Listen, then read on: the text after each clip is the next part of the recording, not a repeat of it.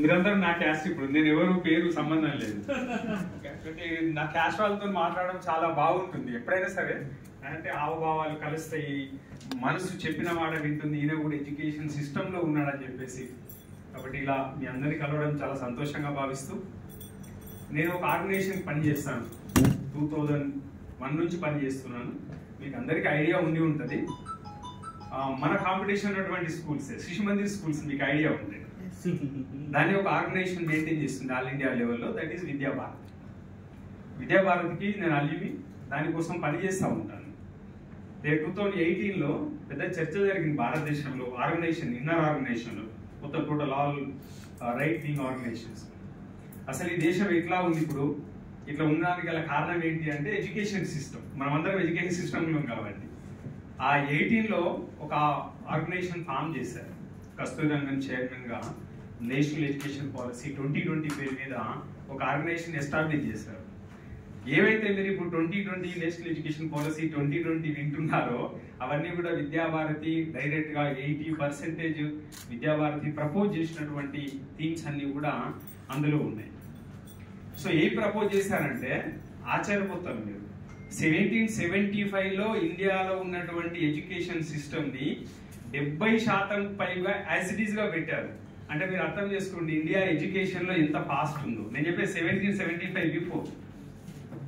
మీకు మనం అందరం ఫీల్ ఉన్నాం కాబట్టి 2 ఎగ్జాంపుల్ చెప్తాను. ఫాదర్ బాటిలోనియా అని ఒక అమెరికన్ ఎడ్యుకేషనలిస్ట్, రాజా రంజిత్ సింగ్ పేరు వినే ఉంటాడు, పంజాబ్ ప్రైన్స్ సంబంధించినటువంటి కింగ్. 1756లో ఫాదర్ బాటిలోనియా ఇండియాకి వచ్చాడు. రంజిత్ సింగ్ పిలిపించాడు రాజా. పిలిపించేసి ప్రపంచం మొత్తం విద్యా వ్యవస్థ ఎట్లా ఉన్నదని, అసలు ఇండియన్ రూలర్స్ చాలా అబ్నార్మల్ అండి, మనం వాళ్ళ చదువు వాళ్ళ హిస్టరీ మన దగ్గర లేదు. ఆయన పిలిపించేసి అసలు ప్రపంచంలో ఎడ్యుకేషన్ ఎట్లా ఉన్నది, నా పంజాబ్ లో ఎట్లా ఉన్నది అంటే, ఇప్పుడు ఉన్నటువంటి పంజాబ్ ప్రొవిన్స్ అంటారు అప్పుడు ఉన్నటువంటి. సో ఫాదర్ బాటిలోనే మొత్తం పంజాబ్ ప్రొవిన్స్ తిరిగి మొత్తం ఆయన ఇచ్చినటువంటి రిపోర్ట్ ఏంటంటే, అసలు ప్రపంచంలో చదువు ఎక్కడ ఉందా, చదువంతా ఉన్నది ఇండియాలో అని చెప్పాడు. 65% లిటరసీ అంటే గుర్తుపెట్టుకోండి, 1756లో. ఇది లేదు కాదు, ఫాదర్ బాటిలోనియే చెప్పినాడు.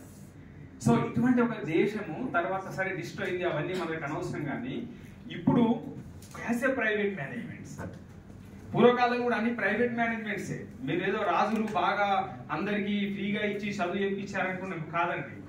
భారతదేశంలో ఎడ్యుకేషన్ సిస్టమ్ బిల్డప్ అయింది వీధి బడి, ఒక కాన్సెప్ట్ ఉంది, స్ట్రీట్ స్కూల్ అంటారు.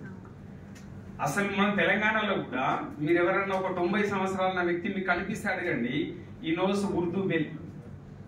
ఎందుకోసం అంటే వీధి బడి, ప్రతి విలేజ్లో వీధి బడి ఉండేది, అక్కడ అందరూ చదువుకునేవాళ్ళు. సరే మధ్యలో ఇవన్నీ అంటరానితనం అవన్నీ ఉన్నాయనుకోండి, దాన్ని నేను లేవని చెప్పను. కానీ అయితే వీధి బడి అనేటువంటి కాన్సెప్ట్ ఏంటంటే ఆల్ సబ్జెక్ట్స్ ప్రిపరేషన్ అండి. మన దురదృష్టవశాత్తు ప్రాబ్లం ఏంటంటే ప్రజెంట్ ఉన్నటువంటి ఎడ్యుకేషన్ సిస్టంలో అన్ని సబ్జెక్టుల మీద అవగాహన లేదు. సబ్జెక్ట్ అంటే మనం ఏమనుకుంటున్నాం, maths, social studies, science, languages. ఇది కాదండి. అసలు ఒక ప్రైవేట్ స్కూల్ అడ్మినిస్ట్రేషన్ నిజంగా కూడా ఒక పిల్లాన్ని పర్ఫెక్ట్ గా మనం ట్రైన్ చేయదలుచుకుంటే, మీరు ఎడ్యుకేషన్ సైకాలజీకి అయితే చెప్తారు మీకు, ఎప్పుడు మనిషి తయారవుతాడు. మనం అనుకుంటాం మేమేదో సారీ చెప్పాడు ఇంటర్మీడియట్ లో బాగా తయారు చేస్తామని. మేము ఇంటర్మీడియట్ లో తయారు చేసేది ఏముండదండి. అందుకే 6th క్లాస్ పైన ఎవరైనా స్కూల్ ఉంటే వాళ్ళు కూడా ఎవరు తయారు చేసేది ఏముండదు. 12 years లోపట ప్రతి వ్యక్తి యొక్క వ్యక్తిత్వ నిర్మాణం అయిపోతారండి. వాడు దొంగ కావాలంటే దొంగ అవుతాడు, మంచోడు కావాలంటే మంచోడు అవుతాడు. What's change after 12 years? Change ఏంటంటే పెద్ద దొంగ కావాల్సినోడు ఆ తర్వాత వచ్చినటువంటి పరిణామాల ఆధారంగా చిన్న దొంగ అవుతాడు. దొంగ అవ్వడం ఖాయం.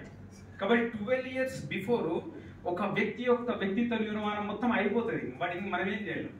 అందుకోసం మనం జపాన్ ఎడ్యుకేషన్ సిస్టమ్ మనం ఇంప్లిమెంట్ చేసుకోవచ్చు. ఒక టెక్నిక్ జపాన్ లో ఆల్మోస్ట్ ఆల్ 5th క్లాస్ వరకు దేర్ ఇస్ నో స్టడీ అండి.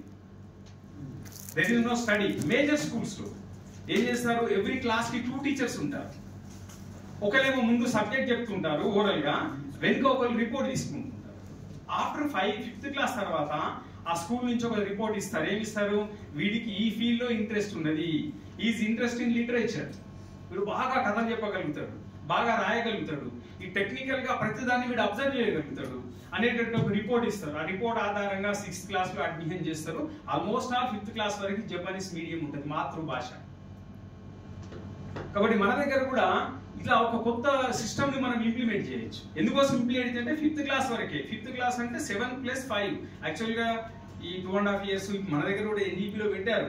కానీ 2.5 years పిల్లలు మీరు తీసుకుంటే చాలా డేంజర్ అండి. అసలు 5 years వరకు ఆర్ 6 years వరకు కంపల్సరీగా పేరెంటల్ కేర్లో ఉండాలి. కాబట్టి మన స్కూల్లో ఒకవేళ మనం 2.5 years పిల్లల్ని తీసుకున్నా సరే మన స్కూల్ మేనేజ్మెంట్ పర్ఫెక్ట్గా ఉండాలంటే పేరెంటల్ కేర్లో ఉండాలి.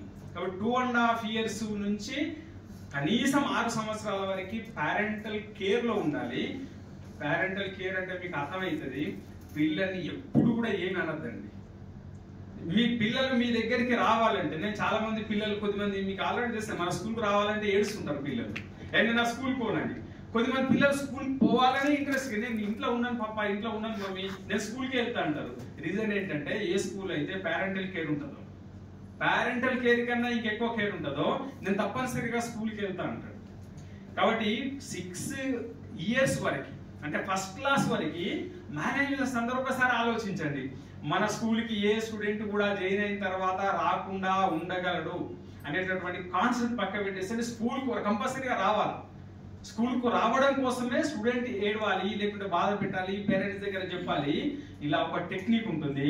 దీన్ని పాత ఇండియన్ ఎడ్యుకేషన్ సిస్టంలో శిశువాటిక అనేవారు.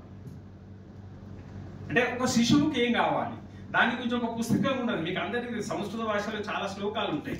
లాలాయేత్ పంచవర్షాన్ని. పిల్లల్ని ఎట్లా పెంచాలి అంటే 5 సంవత్సరాల వరకు రాజులాగా పెంచాలి.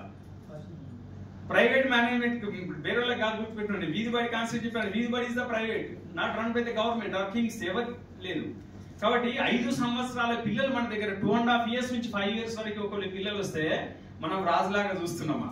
మీరు ఒకవేళ రాజులాగా చూడడం ప్రయత్నం చేయండి, నెక్స్ట్ ఇయర్ ప్రతి స్టూడెంట్ మన దగ్గర నుంచి బయటకు వెళ్ళేటువంటి అవకాశం ఉండదు.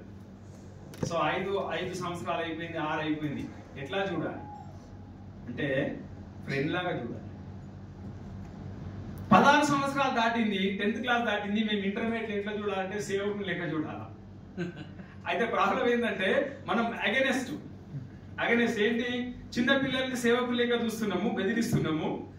తర్వాత వాళ్ళని ఆ లాస్ట్ ఉన్నవాడిని 16 సంవత్సరాలు దాటిన వాడిని రాజు లెక్క చూస్తున్నాము. ఈ కాన్సెప్ట్ ఏదైతే ఉందో స్కూల్లో లైట్ గా మాడిఫై చేయగలగాలి. సో ఈ 5 years వరకు ఉన్నటువంటి పిల్లల గురించి 2-3 వాక్యాలు చెప్తాను, తర్వాత 5 నిమిషాలు కంప్లీట్ చేస్తాను. చాలా పెద్ద టాపిక్, ఒక 3-4 గంటల టాపిక్. యాక్చువల్లీ 5 minutes లో క్లూజ్ చేస్తాను. అయితే మనిషి మనం ఇట్లా ఫిజికల్ బాడీ ఉన్నది. ఈ physical body cannot do anything అండి.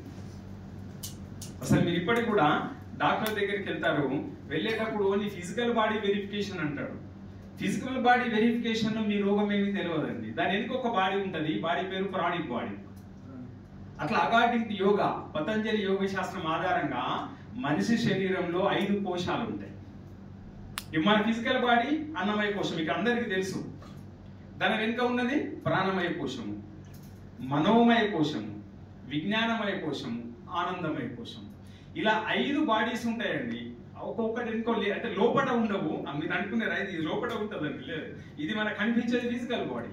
దీని చుట్టూ రష్యాలో ఆల్రెడీ క్లియర్ ఫోటోగ్రఫీ అంటారు, రష్యాలో ఫోటోగ్రఫీ తీశారు. ఈ బాడీ చుట్టూ ఇంకొక బాడీ ఉన్నది, దట్స్ కాల్డ్ ప్రాణిక్ బాడీ. మీకు ఆల్రెడీ మాస్టర్ చోవాకోక్సై పేరు విన్నారు ఎవరైనా? Pranic healing master Choa Kok Sui, Philippines.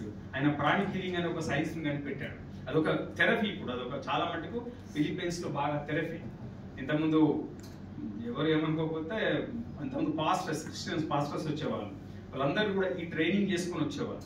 కాబట్టి దే కెన్ బ్లెస్, వాళ్ళు బ్లెస్ చేస్తే తప్పనిసరిగా సక్సెస్ అయ్యేది. అంటే ఇస్ ద థెరపీ యాక్చువల్గా. అట్లా మాస్టర్ చోవాకోక్సై ఆయన కోసం ఫోటోగ్రఫీ తీయించాడు. ప్రాణిక్ బాడీ ఈ బాడీ చుట్టూ ఉంటుంది. ఇంకా డీప్గా వెళ్తే హిందూ దేవతలకి ఇంకొక చక్రం పెట్టిస్తారు, వాళ్ళ చుట్టూ ఒక బాడీ పెట్టిస్తారు, that is called pranic body.